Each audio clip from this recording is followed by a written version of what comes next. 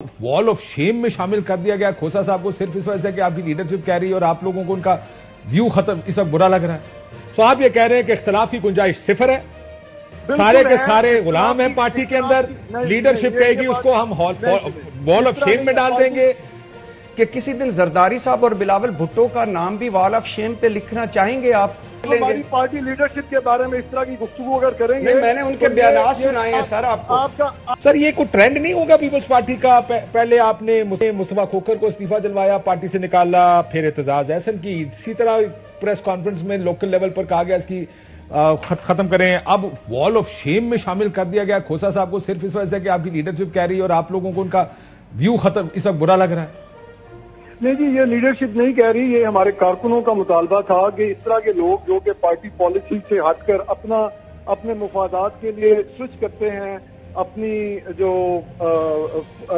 Stance है party के stance के खिलाफ जाते हैं, और जो हमारा वर्कर है वो गलियों में और बाजारों में इस तरह के लोगों को की जो स्विचिंग है उसको फेस कर रहा होता है, तो वो फिर कहते हैं जी कि इनको क्यों नहीं निकालती पार्टी। मैं मीर साहब वैसे आपका वर्कर तो पीपल्स पार्टी और नून के इत्तेहाद के ऊपर भी गलियों में जाके क्या कहता है वो भी सुन लें। मैं तो पीपल्स पार्टी को जानता हूं, उसके खमीर को जानता हूं। ये तो बड़ा अननेचुरल सा अलायंस कर लिया है, लेकिन क्योंकि लीडरशिप ने कर लिया उसके ऊपर तो वर्कर कुछ नहीं कहता। लेकिन आप भी जानते हैं, मैं भी जानता हूं, ये फैसला ऊपर से आता है। आप लोग अपने तौर पर कैसे किसी को ये कर सकते हैं? साहब कहें कि जी हॉल ऑफ शेम में एतजाज एहसन साहब को भी हमने पार्टी से पंजाब की पार्टी ने एक रेजोल्यूशन दिया, अभी तक उनको पार्टी से नहीं निकाला गया। अगर ऊपर से आया होता तो अब तक निकाले जाते। ये अगली तस्वीर किसकी लग रही है वैसे, ये तो बताएं। देखिए, अभी भी खोसा साहब को पार्टी से निकाला नहीं गया। हमने एक मुतालबा पेश किया है और खोसा साहब को अगर पीपल्स पार्टी की सेंट्रल एग्जीक्यूटिव कमेटी फैसला करेगी उनको निकालने का, हम लोग जो है वो पार्टी क्यादत के कहने पे ये कुछ नहीं कर रहे होते, हम लोग अपने लेवल पे कर रहे होते हैं। और जो वॉल ऑफ शेम है उस पर अगली तस्वीर हर किसी भी मुराद लेने वाले और सारी जिंदगी पीपल्स पार्टी की के जरिए अपने ओहदे बड़े बड़े लेने वाले ऐसे किसी भी शख्स की आ सकती है जो कि पार्टी पॉलिसी के खिलाफ जाएगा। अगर इन्होंने पार्टी पॉलिसी को टो नहीं सर, आप ये कह रहे हैं, अभी बात यहाँ पे हो रही थी अभी असद उमर साहब के इंटरव्यू के उसमें तनाजुर में कि सियासी जमातों में इख्तलाफ की गुंजाइश कितनी है। तो आप ये कह रहे हैं कि इख्तलाफ की गुंजाइश सिफर है, सारे के सारे गुलाम हैं पार्टी के अंदर, लीडरशिप कहेगी उसको हम वॉल ऑफ शेम में डाल देंगे।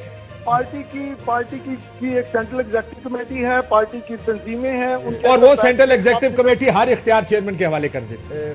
नहीं, उसमें आप बैठ कर इख्तलाफ कर सकते हैं, आप इख्तलाफ कर सकते हैं बैठ के दिल में इख्तलाफ कर सकते हैं, लेकिन आप ये नहीं कर सकते कि जब इमरान खान आसिफ जरदारी को गिरफ्तार करे, उसकी बहन को गिरफ्तार करे, उस वक्त आपको लॉयर मूवमेंट याद ना हो।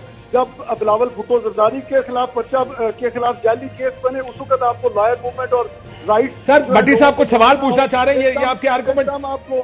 सो आप ये कह रहे हैं कि अगर आइन और कानून कोई पहले रद्दी की टोकरी में डाल रहा था और हम भी डाल रहे हैं तो भुगतो, खबरदार किसी ने बात की। भट्टी साहब कुछ कहना चाह रहे हैं? जी फैसल भाई, मेरा एक सवाल ये है कि हमें बताया था गया है कि ज़ियाउल हक साहब ने भुट्टो साहब को जुडिशल मर्डर करवाया, और फिर हमें बिलावल ने बताया कि वो नवाज शरीफ उनके असल बेटे हैं, और जरदारी साहब ने बताया कि वो दरिंदा है, धरती का नासूर है और मुगल आजम है। अगली मरतबा भी अगर मैंने उसे माफ किया तो अल्लाह भी मुझे माफ न करे।